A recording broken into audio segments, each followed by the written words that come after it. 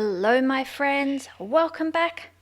Today we are going to look at the second Ferris Wheel Press ink that was sent to me for their May release.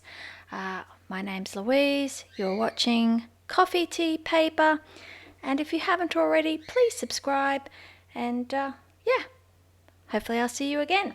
So, there's something unusual about this ink. It is a professional calligraphy ink, not for use in fountain pens. Let's get that out there very quickly. It is, let's have a look. Professional quality inks for life's greatest celebrations.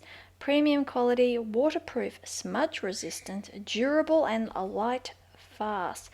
And given the theme of the series of inks that have been released, of which this is one, this is Sweetbriar Rose, I think Ferris Wheel Press is suggesting that they would be very nice to use for things like wedding invitations, christening invitations, birth announcements,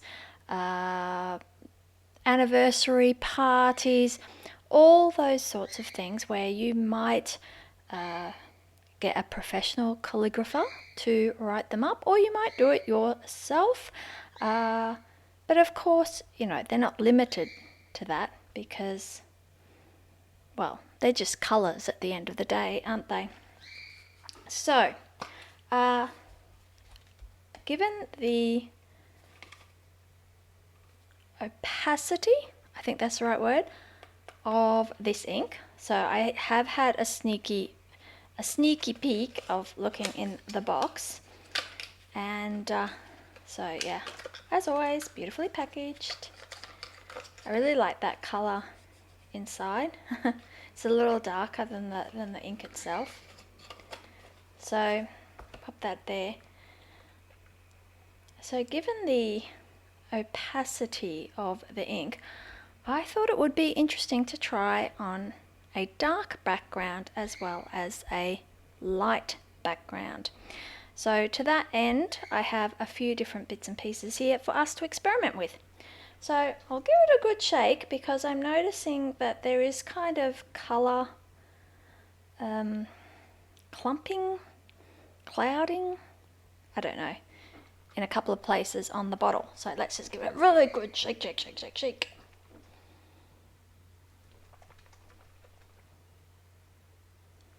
I don't know. Maybe it's been sitting there for so long in a transit. Oh, by the way, I haven't seen this shape bottle before. It's very cute. I like the ridges along the side. It gives it a nice grippy feel. I like a bit more of this sort of industrial look of the lid. But Ferris Wheel Press bottles are always things of beauty, and this one doesn't disappoint either. So let's get cracking.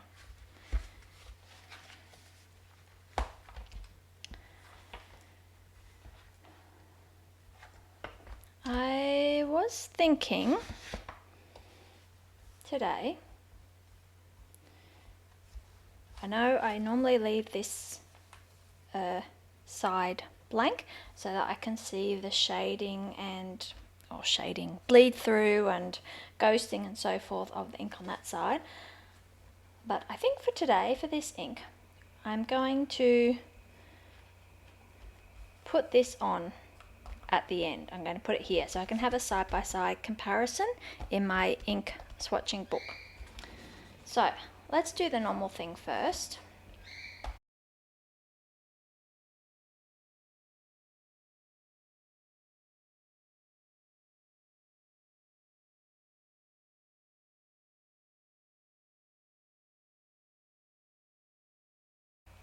Okay, so I just thought for the ease of me doing this, I would do the painting on both at the same time, so I had to stamp out my images at the same time. Right, okie dokie.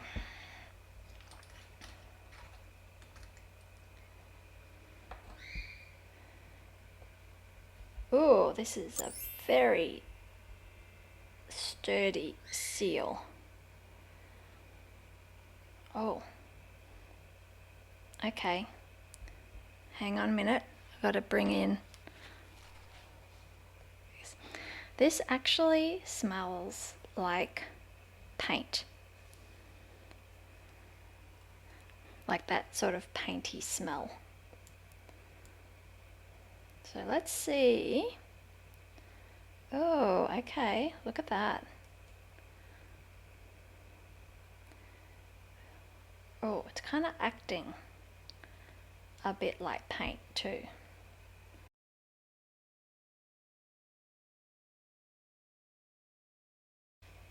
Yeah, this I haven't actually used what I would refer to as professional calligraphy ink before. When I did my penmanship course, and the ink that was recommended there for the calligraphy was this Kiwaguru pigment ink. However, it is for fountain pen. It doesn't say only for calligraphy and do not use in fountain pen. So this is very much a new experience for me. It's actually quite painty, for want of a better word. I'm going to do, down the bottom here, I'm going to do a line across, and then when it dries, I'm going to come across and then do another across it to see if you can sort of build up the opacity of the ink, of the calligraphy ink, without having this streaky kind of effect. So let's just pop that here for the moment. Yeah, I'm a little bit nervous about using my dip pen with it. I'm presuming it cleans up in water.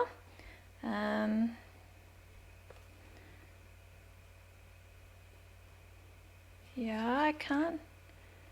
Some waterproof. Okay, this might be an expensive experiment.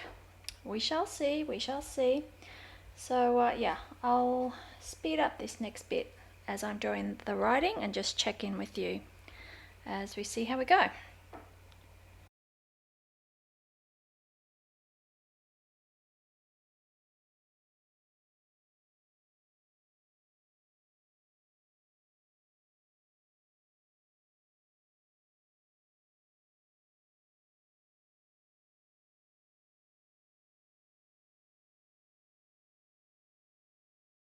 Okay, so it actually sits on the dip pen quite nicely and has a nice even spread as it's coming out. I will say the ink is very matte, very matte. It puts me in mind of kind of like a chalk paint finish, and it even has a bit of that smell. Anyway, we'll keep writing, and then I will do a bit of writing. Actually, I'll do a bit of writing over here and see if, well, what we get over on this darker background.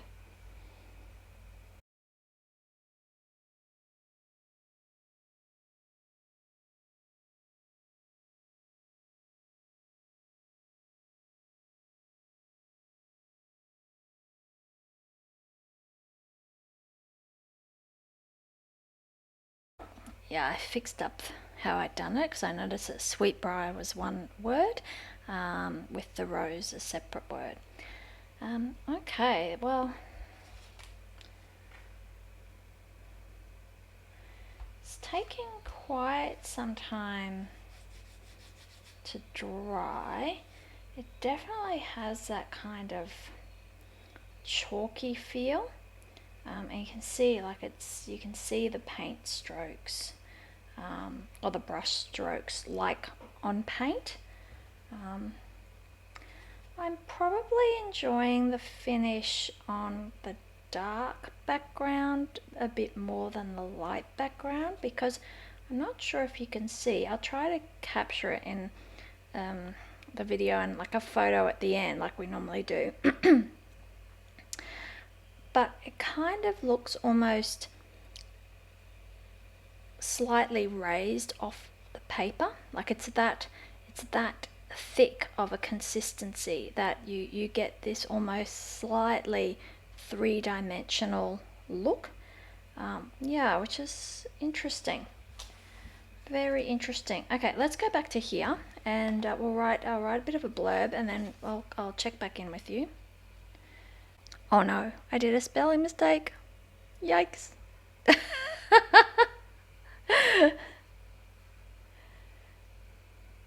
Okay, well, let's test the smudge factor at this point.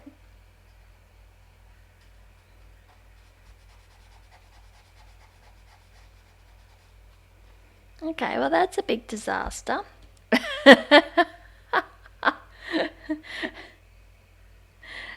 What can we do there?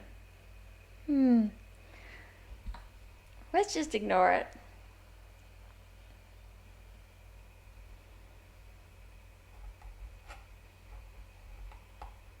It's double S, not double F.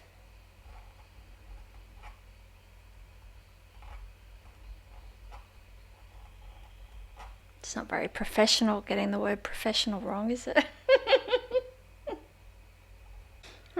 Okay, so I don't know if you can see how it's going on. Like it sort of goes on quite thick and three-dimensional on the paper.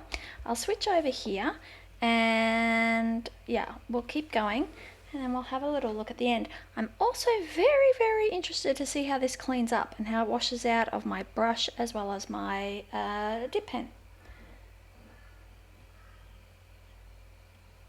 I'm actually wondering if, because it has that pigment that we had a look at that was in the bottle earlier, if it actually is more of a paint rather than an ink per se. 1F. You do get a lot out of a dip, and I'm just wondering if that's because of the quite thick nature of it. Yeah, it's starting to run out now though. So when I use this dip pen, one of the signs that you need to re-dip is when this little window in here becomes see-through again. And even though now I'm struggling to have the ink, it's not flowing down, it's kind of sitting there quite heavy on the nib. So that is something to keep in mind.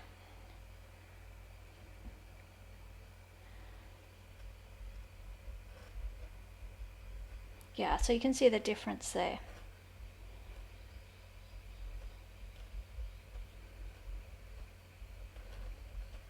But obviously that little window hasn't emptied at all.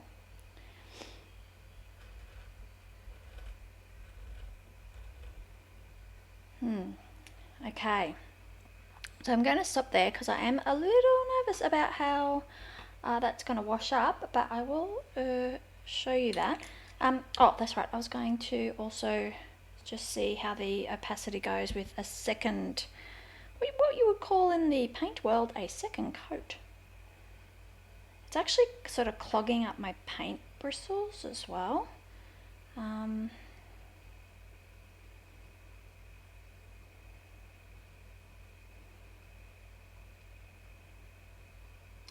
I'm also going to do a bit more on this bottle, and I'm just going to do half so we can see.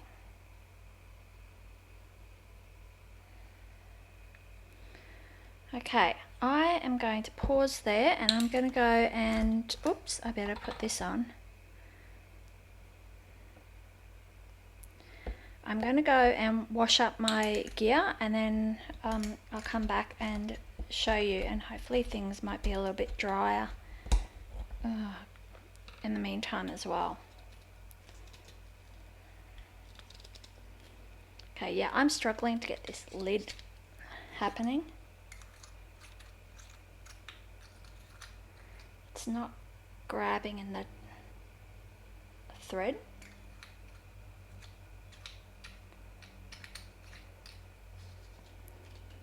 Okay, that's that. Okay, I shall be back.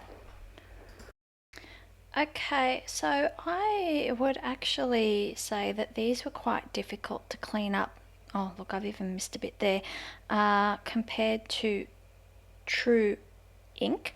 And I would say that this cleans up more like a paint, as we have already discussed. And I would hesitate to leave it too long on your instrument of choice, because I think then you would be definitely looking at a soft brush to scrub it off a dip pen, and it definitely, with the paintbrush, I think once you have finished, if you're going to use a paintbrush with it, I would treat it like an paint and put your brush into a pot of water straight away, to help with the cleaning process essentially. So let's just have a look. So you can see it is quite thick. To me it is like a chalk paint finish, as opposed to an ink. I'd be interested if you have used any other professional quality calligraphy inks that look and behave like this. I would really like to know, or if this is the first one that you have seen along these lines. So saying that, it actually gives a really nice effect. I think if you're going to do, if you're going to have a special event and you were going to get someone to write, or if your skills were up to it themselves, that you were to do place cards and invitations, or thank you cards, etc., I think it would actually look quite effective, very stunning. As you can see, it's not really come through. This is cardstock, by the way, not paper. There is a little bit of buckling. I'm not sure if you can see that. A bit of buckling here and a bit of buckling there where I really put it on thick, not where I have written. And in here, in the book,